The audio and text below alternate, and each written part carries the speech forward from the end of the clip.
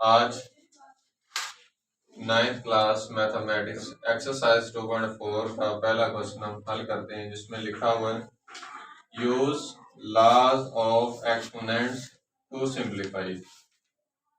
हमारे पास एक्सपोनेंशियल में क्वेश्चन लिखे हुए हैं 243 उसकी पावर में -2/3, 32 उसकी पावर में -1/5 और 196 की पावर -1 स्क्वायर रूट।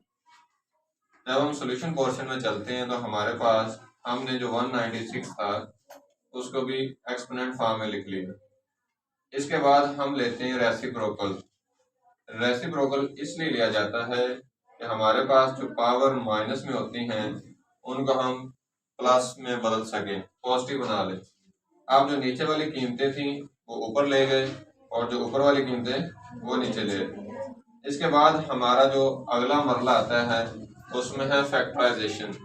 फैक्टराइजेशन इसलिए की जाती है ताकि हम जो हमारे पास पावर हैं उसके हिसाब से हम उन्हें सिंप्लीफाई कर सकें, कैंसल आउट कर सकें। हमारे पास जो 196 था उसकी हमने फैक्टराइजेशन की, जो हमारे पास मौजूद है 196 की फैक्टराइजेशन जो कि 2 के टेबल से हमने स्टार्ट की, 298 और भी 249, 7 7 49 और 7 1 7। जब हमने इसकी पेयरिंग की तो हमारे पास ये 2 फैक्टर के हिसाब से हमने इन्हें इकट्ठा कर लिया, तो ये 2 की पावर 2 मल्टीप्लाई 1/2। अब ये जो 1/2 है ये हमारे पास उसकी पावर से लिया हुआ जो उसके स्क्वायर रूट की वैल्यू थी। इसके बाद हमारे पास जो है वो नेक्स्ट नंबर आ जाता है नीचे 243। अब जो 243 है उसकी पावर हमारे पास 2/3 है। तो जब हम फैक्टराइजेशन शेड्यूल में गए तो 243 को फैक्टराइज किया जो कि हमारे पास मौजूद है। 243 की कम्बिनेशन मैंने बनाई इस अंदाज से कि हमारे पास जो उसकी पावर है वो 2/3 यानी कि तीसरे जदर के हिसाब से। तो हमने तीन पावरें बनाई इसकी। अब जो हमारे पास 3 की पावर 2 उसकी पावर मुकम्मल नहीं थी, इसलिए वो एक जोड़ा बचा, उसके साथ 2 मल्टीप्लाई 2/3 मल्टीप्लाई 2 की पावर 5/1/5।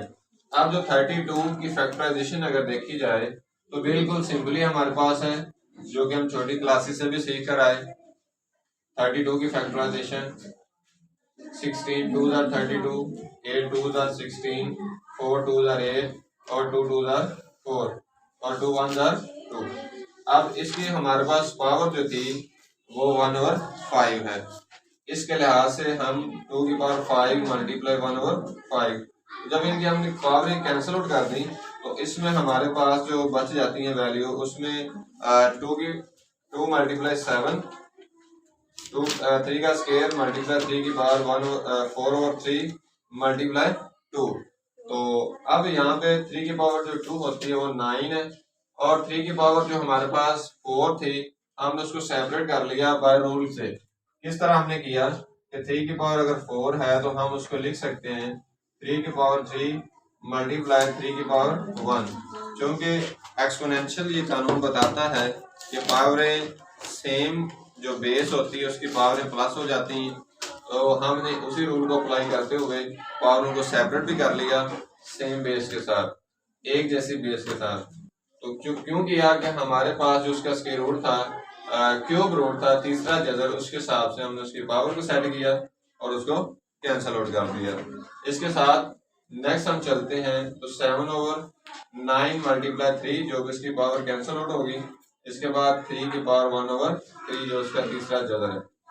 इसके बाद हमारे पास 7/9 3s are 27 इंटू 3 का क्यूब रूट जो कि हमारे पास आंसर की शक्ल में मुकम्मल हुआ।